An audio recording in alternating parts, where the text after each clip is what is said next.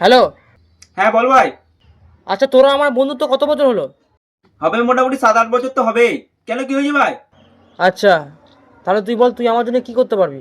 আরে কি যে বলিস ভাই, তুই জানিস না আমি তোর জন্য নিজের জীবন পর্যন্ত দিতে পারি। আচ্ছা, ধর তুই 4-5টা ছেলে আমাকে মারতে আসছে, তুই কি আমাকে বাঁচাতে আসবি?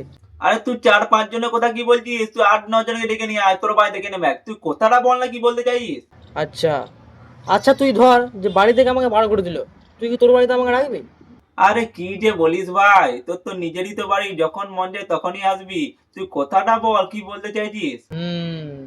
আচ্ছা, ধর আমার গার্লফ্রেন্ডের সাথে আমার ব্রেকআপ হয়ে গেছে, আর গার্লফ্রেন্ডের সঙ্গে তোর বিরাট বড় বন্ধুত্ব।